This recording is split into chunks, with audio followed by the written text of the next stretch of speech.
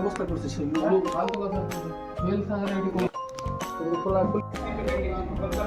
ଟିକେ ଛିଡ଼ା ବାଟରେ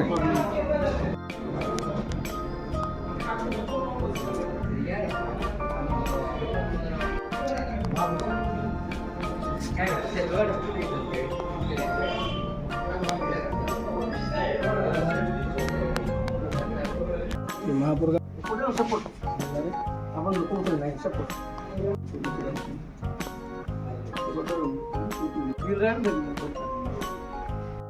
ଆମର ଆଇବି ସାଇଡ୍ ତାବାଟ ପଡ଼ିକି ସିଧା ସିଧା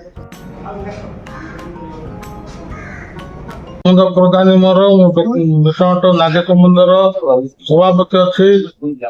ସକାଳୁ ଆମେ ଆସି ଦେଖିଲୁ ଘର 10ଟା ବେଳକୁ ମନ୍ଦିର କବାଟ ସବୁ ଭାଙ୍ଗି ଦେଇକି ସାଇଡ୍ ମନ୍ଦିର ସବୁ ତାକୁ ଚୋରି ଫୋରି କରିଦେଇଛି। ଟଙ୍କା ସୁନା ଅଳଙ୍କାର କେତେ ଶିବଙ୍କର ଥିଲା ସେ ସବୁ ନେଇଯାଇଛନ୍ତି। ପୂଜକର ଥିଲା ସେ ସବୁ ନେଇକିରି ପଳାଇଛନ୍ତି। ସେମାନେ ମନ୍ଦିର ଟିକେ କ୍ଲବ ଖେଳ ହଉଛି। ତାପରେ ବାଉଣ୍ଡରୀ ଉପର ବାଟେ ସବୁ ଟୋକା ଯାକ ଯାଇକି ସବୁ ସବୁ ନାନା ପ୍ରକାର ଧନ୍ଦା କରୁଛନ୍ତି। ସ୍କୁଲକୁ ଯାଇକିରି ସ୍କୁଲ ଖରାପ କରିଦଉଛନ୍ତି। ଏମିତି ମୋର କହିବାର ଯେ ପୁଲିସ ବାଲା ଟିକେ ତାକୁ ଇନକାର କରିକି ଟିକେ ଭଲ ତଦାରଖ କରିବେ ବୋଲି ଆମର ସମସ୍ତ ପ୍ରାର୍ଥନା କରୁଛନ୍ତି। ମୁଁ ଗୋପପୁର ସ୍ଥିତ ନାଗେଶ୍ୱର ମନ୍ଦିର ପୂଜକ ଚିନ୍ତାମଣି ସାବତ। ମୋର ଦେହ 1.5 ମାସ ହେଲା ଭଲ ନାହିଁ। ମୋର ପୁତ୍ର ଏବଂ ପୁଅ ନାଗେଶ୍ୱର ମନ୍ଦିର ପରିଚାଳନା ସହିତ ପଞ୍ଚ ପୁଣ୍ୟତୀର୍ଥ ପରିଚାଳନା କରୁଥିଲେ। ଗତ ରାତ୍ରିରେ ମୋର ଯୋଉ ସାଇଡ୍ ରୁମ୍ ଅଛି ମନ୍ଦିରର ଶିବଙ୍କର ବିଭିନ୍ନ ଅଳଙ୍କାର ଗ୍ରହ ଷ୍ଟୋନ୍ ମୁଦି ଏବଂ 20,000 ଟଙ୍କା ସହିତ ଅନ୍ୟାନ୍ୟ ଦ୍ରବ୍ୟ ପ୍ରାୟ 5 ଲକ୍ଷ ଟଙ୍କା ହବ କବାଟ ଭାଙ୍ଗି ଗୋଡରେଜ ଭାଙ୍ଗି ସବୁ ନେଇଯାଇଛନ୍ତି। ଏବଂ ମନ୍ଦିର ଚାରିପଟେ ବାଉଣ୍ଡରୀ ୱାଲ୍ କାନ୍ଥ ଉପରେ ରାତି ସାରା ବିଭିନ୍ନ ପିଲା ଘୁରି ବୁଲୁଛନ୍ତି। ଆମେ ଯେତେ ତଦାରଖ କଲେ ମଧ୍ୟ ପାରିପାରୁନାହୁଁ।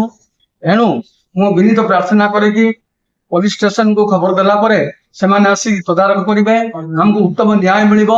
ଏବଂ ମୋର ବିଷମକଟକ ଗ୍ରାମର ସମସ୍ତ ଭକ୍ତବୃନ୍ଦ ଏହା ପ୍ରସିଦ୍ଧ ମନ୍ଦିର ବୋଲି ସମସ୍ତେ ମାନନ୍ତି ଏବଂ ଶ୍ରୀ ନାଗେଶ୍ୱର କୃପା ସମସ୍ତେ ଉତ୍ତମ ଭଲ ବର ପ୍ରାପ୍ତି ବି ହେଇଛନ୍ତି।